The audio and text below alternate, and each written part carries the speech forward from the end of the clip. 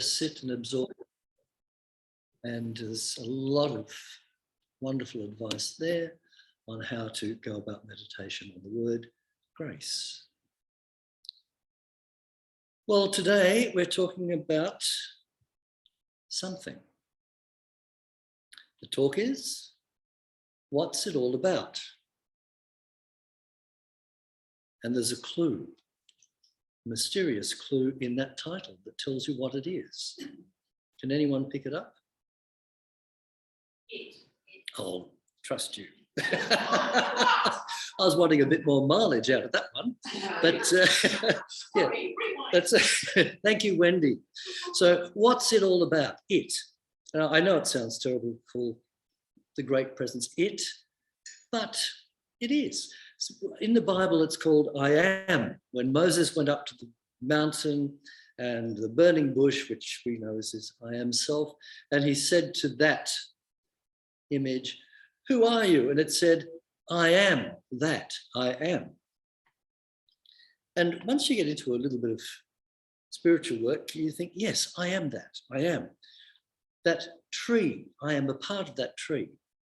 I am a part of that bird up there. So I started getting creative with some poetry. And I wrote down, I am this, I am that. After about 20 minutes of writing, I just crossed it all out and said, I am. Because we all are one. Now, some people find it a bit strange that I'm interested in spiritual topics, especially people that don't know me. And when they find out that I'm actually a minister, if you call it that, or a spiritual leader, or whatever the topic is, somewhere in the conversation, I have to explain that I may not be the kind of minister that you are thinking of in the traditional sense. I explain that I'm a metaphysical minister, and that this church, or sanctuary we call it now, because we're trying to get new speak, this comes under the umbrella of new thought. Now, it's not really new thought at all. It's ancient wisdom, eternal wisdom, beyond the rituals, robes, the creeds, and gender, races, culture. It's all there. It's always been there. And there comes a time in our life when we look at something and say, look, there's got to be more to life than this. What is it? I don't know what brings us to that level. I think we just find that the time has come, our soul is ready, and we're presented with, say, the beauty of a flower for the first time, beauty of nature. And isn't nature God's book? It really is a lesson in us all as the seed unfolds, the flower, and we're watching it now. And my poor camellia tree, which was so beautiful, the flowers are just about going onto the ground. There they are, they're walked over, they dissolve back into the soil so that a new lot can come up. Now, when people ask me what I do, I just say, I'm a minister, but I have to go on and say, that it's not in the traditional sense. And I start off by saying, now, what is your concept of God? Well, the basic one is somewhere up in the sky, an old man, grumpy old man, whether we're naughty or nice, decides what sort of a day we're going to have, and all that. Then I think I might have told you, I was at a little music afternoon at the Linton Hotel, and this woman started talking to me. She goes to the Anglican church, and she said, no, God is a woman. And this old bloke, who was probably had one too many, said, no, God's a man. And I thought, well, I can't add to this. It'll cause a riot. So, it's bad enough when you say certain things to people that even in new thought about who we are. But I'll get to that in a minute.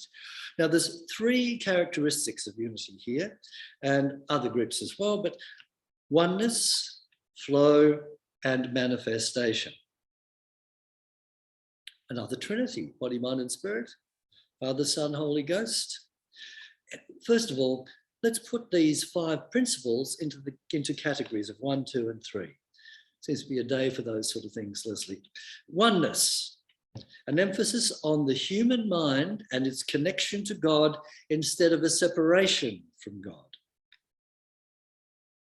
Number 2, flow, a recognition of the fluid or energetic way which our mind serves as a conduit between the spiritual and physical worlds. And 3, manifestation, a focus on comfort and healing in our life through a correspondence between the human consciousness and external phenomena instead of an abstract focus on salvation in an afterlife. So back to that Trinity with the Unity 5 principles, oneness. God is absolute good, everywhere present. Human beings have a spark of divinity and they are also inherently good. And we get into strife sometimes with people that say, well, God can't be good. Look at all the stuff that's happening in the world. But us, as that in manifestation, we are using that power not in a line with balance and infinite wisdom. Getting on to the flow, human beings create their experiences by the activity of their thinking. Everything in the manifest realm has its beginning in thought. And when you think of how many individualized expressions there are on Earth, it gets a bit bumpy with, we're in the middle of all these other people's expectations and creations.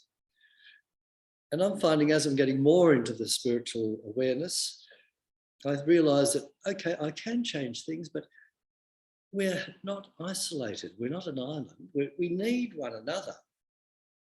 Where would we have been if the essential services hadn't been working the last 2 years? Those wonderful people that stayed there in the supermarket, in the petrol houses and things like that. Where would we have been without that basic necessity? Even taking the rubbish out. I noticed the garbage man hadn't been for 3 weeks. There was some problem up there in the bush, and my goodness, you soon notice it. Things get left out on the footpath. People just dump things. And also the crows can come around because they can sense the food that is in that bin. So I've decided that I'll do my best to create what I can in line with infinite thinking and to make life as best as I can, the best expression of spirit. But if something happens that I can't, I can control my attitude and thoughts to it. And that is a big step, whether we live in heaven or hell. That can save us from disaster or bad thinking or wrong thinking, and enlighten our minds to the situations that God is basically good, is good. And we have the power to see good in all that is around us, because who knows, it could be for our lessons to expand and live in balance. I can't help saying it again, but Nelson Mandela was in jail for, I think, 26 years. And he didn't let that stop him from living a life. It must have been, quite challenging at times. We've all had times where it just seems to stand still. You think, my goodness, what's next? But no, he kept up his motivation. And to me, that is a huge, huge inspiration. Now, the big one is manifestation. I've got to say something too. I did have an interesting experience which will come under manifestation. Knowing and understanding the laws of life called truth are not enough. We must live the truth that we know. Now, we've got techniques for helping our life. And one of mine, I put down what I wanted to happen as best as it could. And I realized what's missing is because there's a lot of people now that aren't well around me. And I just felt a bit helpless when I took someone out from a nursing home and their oxygen tank failed. And we got it rescued just in time, but I said, I want to go and have an afternoon at a hospital or somewhere where I can learn how to deal with these sort of things. What's the one for the heart you use? CPI. And there's another couple of basic techniques, which I think we should all learn. And I thought, well, how do I do this? It means going into a hospital, you know, my afternoon off. And 300 yards away from me, there was a sign in the shop saying, there's going to be someone from the hospital come to our town to show us how to do these things. Wow. Thank you, God. It's working, whether we know it or not. And we may not like sometimes that we've created some of these things, but even that's a lesson. When we get what we want, we find we don't want it. There's a song called that, I think. I love to mention Yogananda, and there's others you'll hear me talk about too, but in his book, Autobiography of a Yoga, he says of a yogi, the nature of creation is motion. The nature of spirit is motionless. Spirit is that dream. It's all there, that infinite spirit, everything is there. It's that giant substance, the matrix, which we impress with our thoughts because we are that creation in expression. How do we get there? We be still and know that I am God. Later in the discovery of the Dead Sea Scrolls, I think it was the Nag Hammadi, Jesus and Thomas were talking. The other disciples were over there, and Jesus told Thomas something that he didn't want anyone else to know about.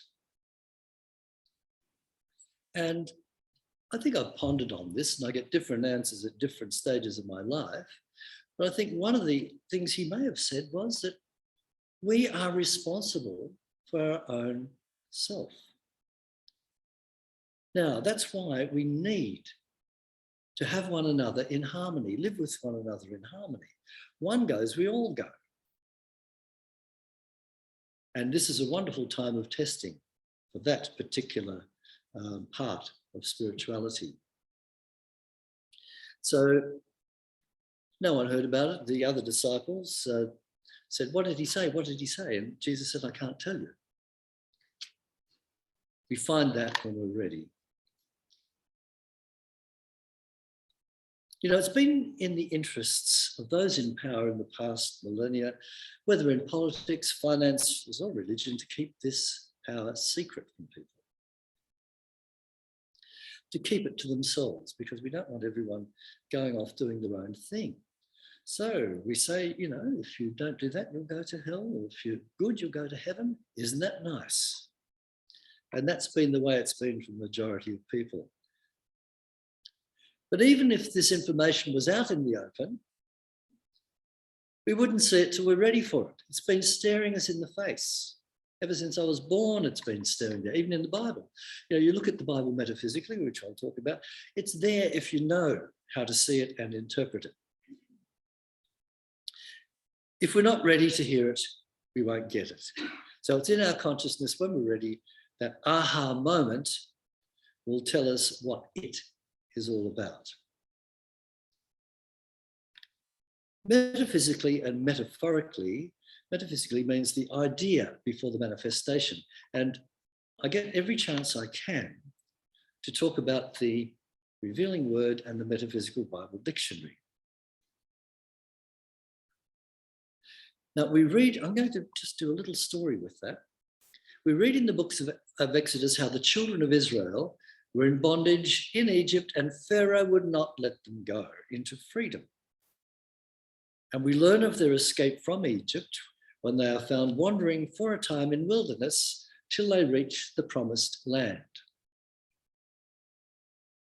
Now, the metaphysical, metaphorical meaning is children of Israel. Israel is a Hebrew word, striving for God. Spiritual ideas needing to find expression, but are overridden by old ideas and habits that do not want to let go. We all know about that. Egypt, a Greek word from the Hebrew, means shut in, restraint, misery. Ruled over by Pharaoh, Pharaoh is the sun, the solar center, the seat of the subconscious part of our mind. It's the most powerful center. It accepts what the conscious mind tells it. But sometimes when we change our conscious thoughts, the old thoughts have been so ingrained that it becomes a nightmare to get rid of them. Now, Moses is a Hebrew word drawing out, extracting from the water, saved. So metaphysically, Moses fleeing with his people into the wilderness represents the discipline of willpower that we need to undergo the casting out of that old junk that is stopping us from moving forward. He took the children of Israel out, and it took 40 years, and of course that's all metaphorical as well. It took a period of time before they were free. Moses had to keep fighting Pharaoh. Pharaoh kept looking after, charging after him, until eventually Pharaoh gave up.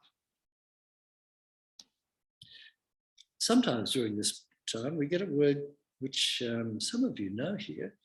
We don't deal with it so much now. It's a terrible word, chemicalization.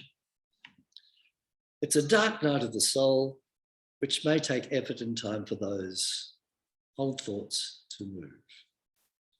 We may go through misery, and we do. Sometimes you think, my goodness, what will I do? So you just have to keep on. In a dark night of the soul, there's some wonderful people that write about that. You just keep going and know that you are protected. God is there. Just keep going. So it's in consciousness, not in time, and in mind, not in place, that perfection is realized. Now, we're born perfect, but we're not always expressing that perfection. We're growing into expressing more and more perfection. And as we do, we find that the path of spiritual unfoldment, our consciousness is expanding and we see what already is, but from a new perspective. Isn't it true? That old song, everything old is new again, everything changes, except change. Friends, music, including our body. And we know that this body is just a temple for our soul growth at this particular point of time in this, I like to call it the garden of earthly delights, because it certainly is. And we can get taken over thinking that this is it, but no, it's a step on the way. But while we're here, this is it. I don't want to speak in riddles here, but it's quite a Zen type approach. But we are here because this is the only moment in time. And what we do while we're here is store up treasures in heaven, which means heaven is a state of mind. We store up treasures there that stay with us when everything else goes. We're building up a new expanded consciousness of soul, wherever that next moment of now is.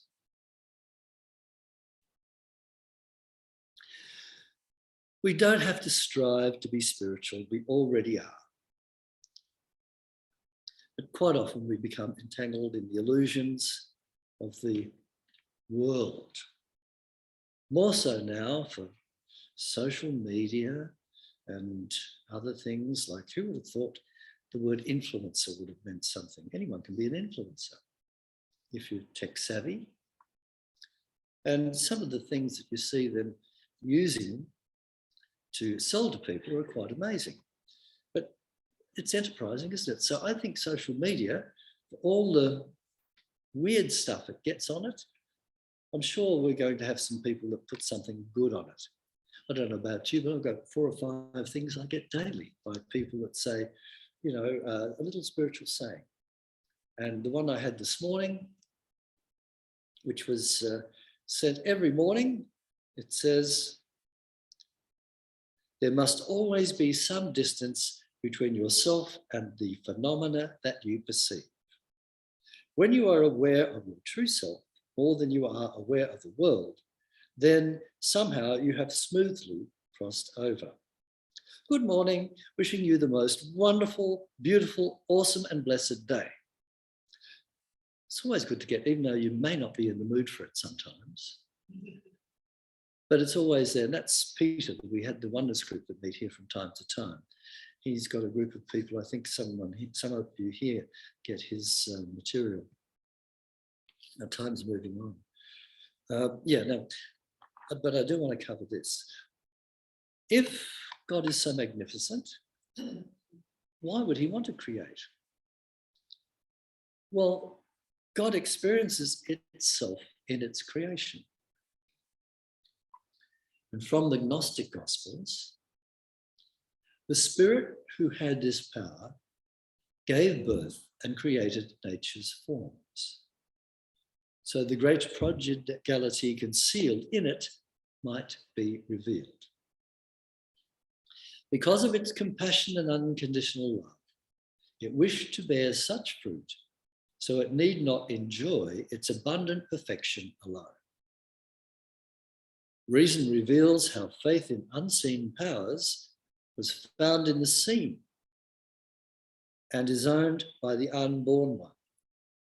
Whoever has ears to hear, let them hear.